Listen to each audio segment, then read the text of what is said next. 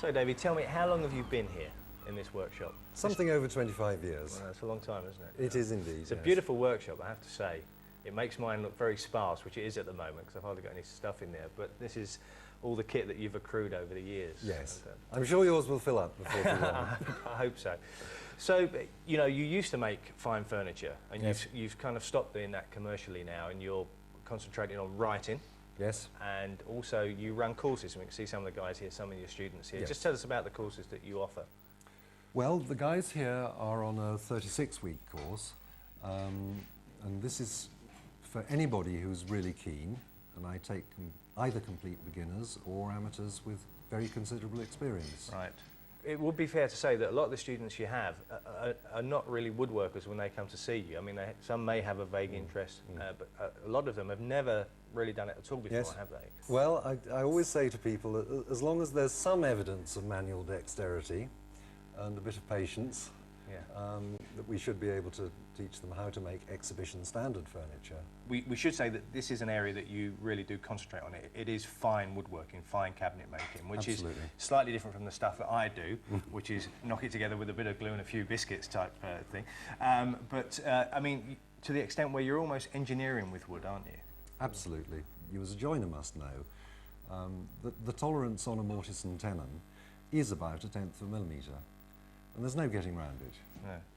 Well, there is with a big mallet in my case. Whack it in until it fits. Okay, David. So this is Viv, who's one of your students. This is his bench, all nicely laid out. Viv, can I just ask you, what did you do? How long have you been here now on this course? About 5 months. 5 months. So you've got how long to go now? You've got another 5 to go. So we're halfway through. And what were you doing before you came here? I was a creative director of a design agency in New Zealand. So you've never done any woodworking as such? Not since the age of 7. Oh, really? That's right. Well, 7 to about 11. Are you enjoying it? Yeah, that's great. Have you learned a lot? Learned an awful lot. Yeah. He's very good, isn't he? Oh, don't tell him that.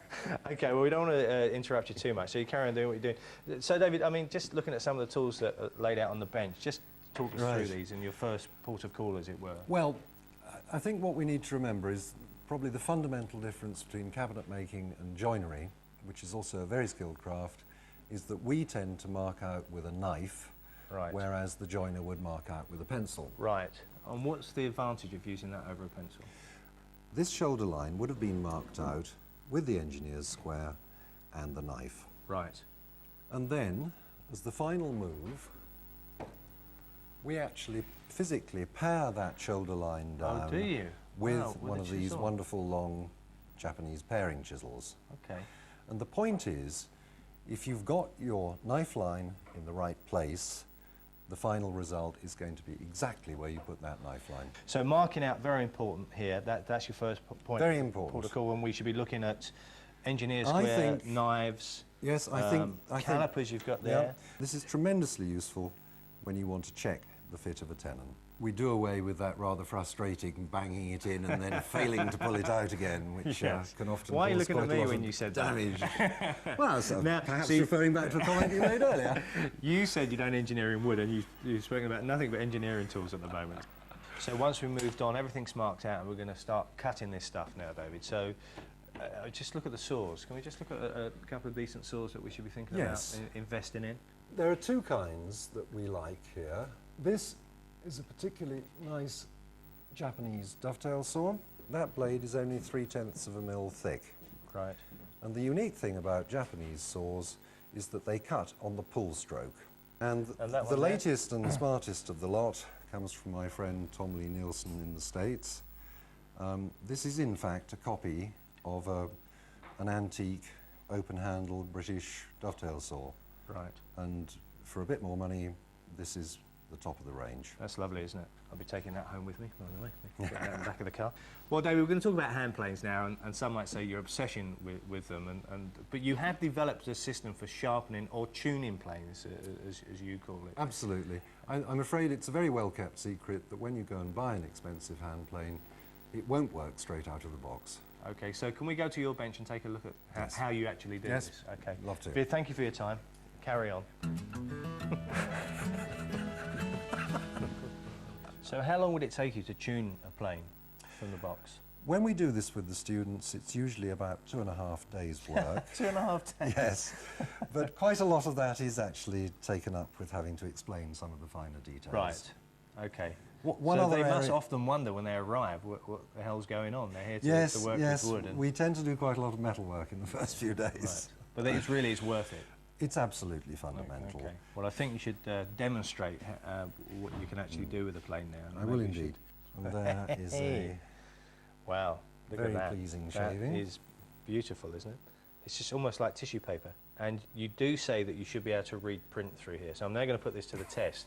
Large, heavy planes are without doubt the best. Some of the other planes that you've got coming in, certainly the Lee Nielsen's from America, they are coming out of the box and they're almost ready for use, aren't they? Tom Lee Nielsen's machining is superb. He's using excellent materials, very good standard of machining. I need to do about 10 minutes flattening on one of these. Right. Are there any planes here that you can just literally take out of the box and use? Well, if you want to spend very serious money and go for a work of art by a supreme English craftsman called Carl Holteye, this one does work straight out of the box. And how much would that set me back? Well, I believe it's in the order of £1,600. £1,600? Yes. I think this is... But it is beautiful, isn't it? for purists only. Yeah. So if I needed, to, when I'm putting my kit together and I was going to buy a plane, which plane would you recommend I bought? Well, I always think that the most useful plane is a number 5 or a number 5.5. Okay. The number 5s have the 2-inch blade, 2-inch wide blade, and the weight is a little bit less. And also a block plane? Yes. Do you have? I think a block plane is also extremely important. This is the nice little Lee Nielsen version, and this chap is very happy planing the end grain. And there's an end grain shaving. That's so funny, isn't it? That you can do that with end grain. And That's amazing. when I do this at shows, you can see people's jaws dropping. Well, I'm not surprised. Well, it comes back to my main point that if you want to do fine work, the first thing to do is to get the tools working as well as they possibly can. Well, David, thank you very much for putting up with me today. It's welcome. always an education. It can Most be a little welcome. bit depressing sometimes. I always feel wholly inadequate when I spend time with you, but you are a true craftsman of some repute. And I'm in the process of making my tool cabinet at Yes. the moment, and I just wondered if you wouldn't mind nipping back with me and giving me a little... Why not? Why not? Thank you for your time, though. Thank you, Good John. to see you. Thank you very much.